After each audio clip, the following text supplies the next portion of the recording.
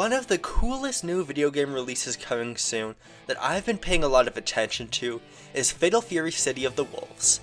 It's the latest entry in the Fatal Fury series, which last got a game way back in 1999, and besides just being a really cool game and a franchise I like, this game seems like it could be really important.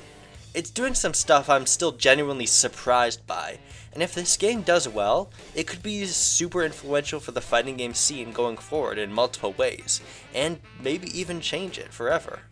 So I wanted to just talk a little bit about what this game is doing that's so unique, and also rant about the modern state of fighting games for a minute. But first, a bit of context. The way fighting games have been produced and marketed have changed a lot ever since the genre's inception, and I think the biggest reason for that is the way the community changed.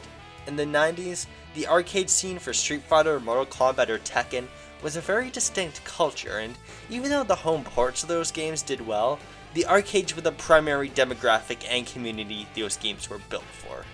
This community was mostly wayward during the 2000s, however, as the arcades began to decline and home console online play wasn't very common or good yet. Eventually, games like Street Fighter 4 came out, which revived the fighting game community, and now most of the fighting game community play on home consoles. And the tournament scene was able to expand way more as well. Fighting game developers will even make announcements for these games at these big fan-run tournaments. They're a big deal.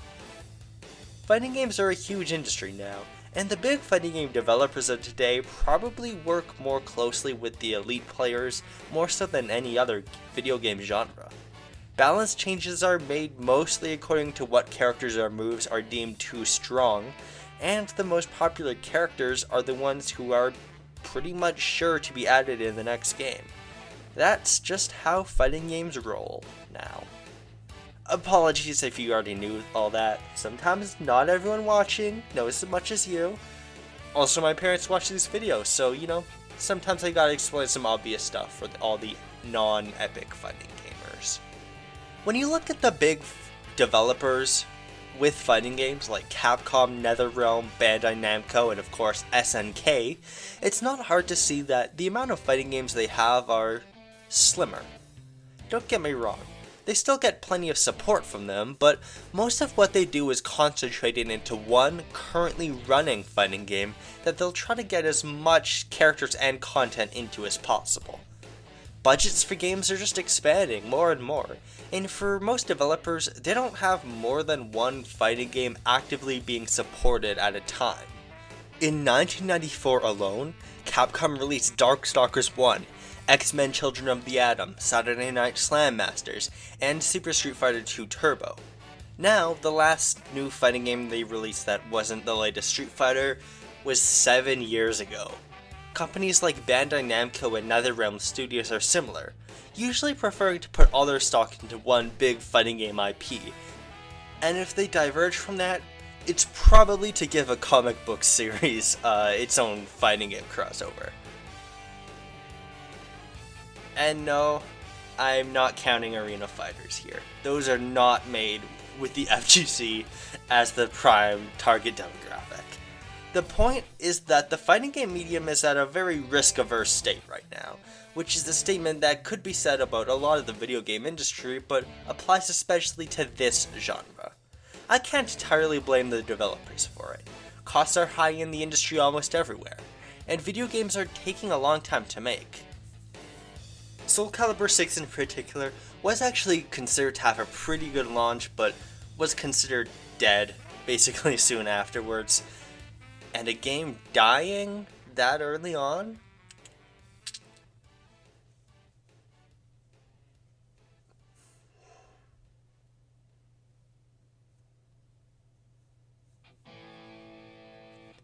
Is a fate most games want to avoid a lot. Although that's kind of a topic for another video. There's a very limited number of EVO games spawned, and for someone who makes a career out of getting as good as possible at one specific game, it could be a hard ask to get them to pick up another.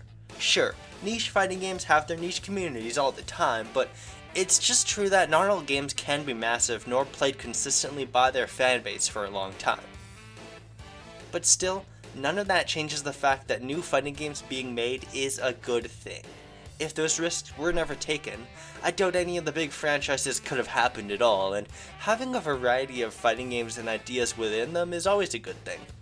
I don't think I've stressed enough that this is a fighting game sequel that came out 26 years after the original.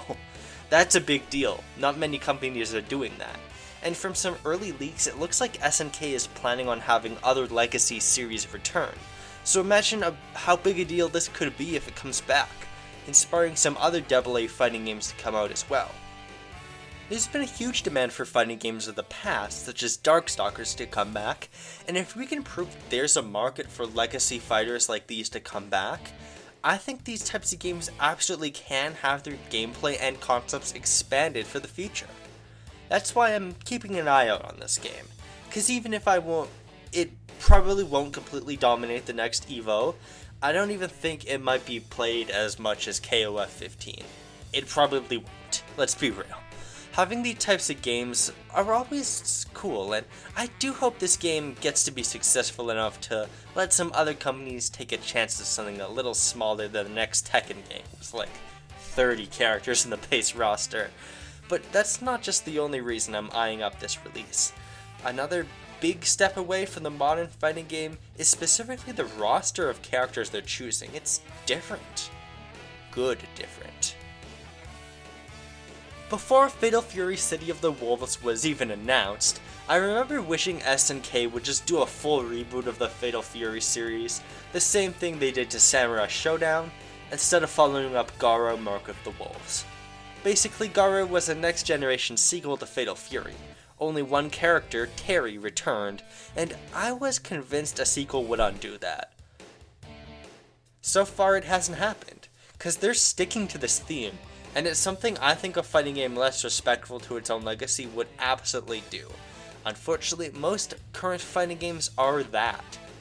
One of my favorite things about fighting games is that the roster of playable characters can work in tandem with the storyline. Every big fighting game seems to have a huge, silly storyline that bridges together all of its characters, and fighting games can have some of the most iconic characters in the medium. And sure, their storylines can be dumb as a soap opera, but there's still something that bugs me about how the big modern fighting games like Street Fighter 6 and Tekken 8 seems to stick rigorously to their status quos. Street Fighter 6 was set after Street Fighter 3 in the timeline. It's a little complicated, but basically Street Fighter 3 was the new generation with a whole new cast of characters. But Street Fighters 4 and 5 were set before it. Street Fighter 6 followed up 3 by basically just having a bunch of the legacy Street Fighter 2 cast. They even brought back M. Bison like nothing, when him being dead for real this time was a big deal, and they have like multiple new characters who can play the role of replacing him.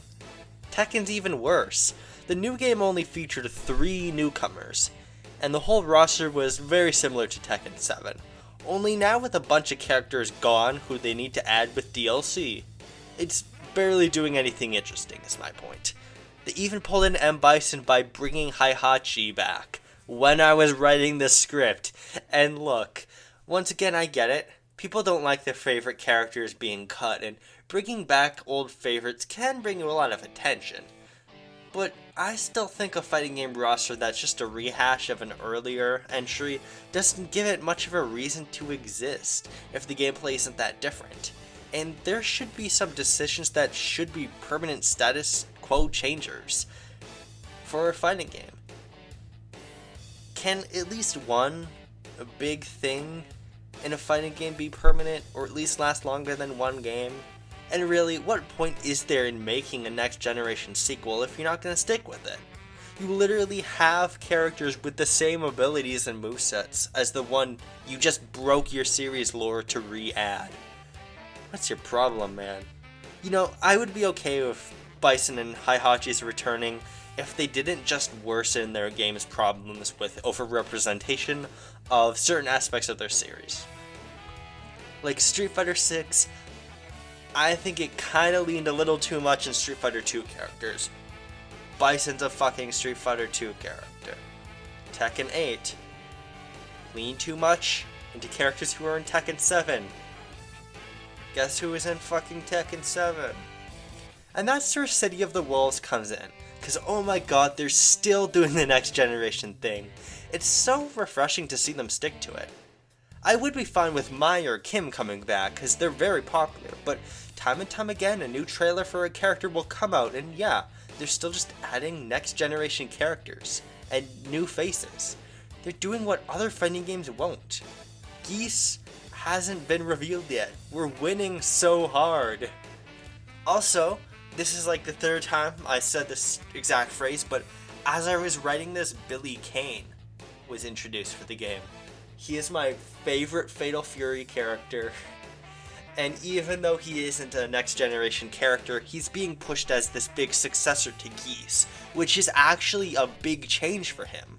So again, something really cool and actually a big meaningful change in a character's legacy.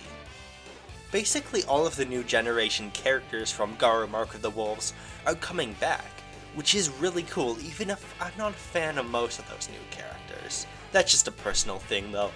The new characters they are introducing, like Preacha, seem really cool, and I like it how these newcomers have a connection to previous characters, being their protege or their child or something.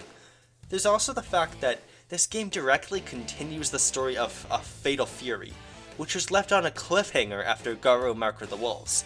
That's very cool. It's great to see an almost 30-year franchise with a ton of influence get the respect it deserves in continuing what it started. It's a big deal. Please let this succeed and keep Geese dead.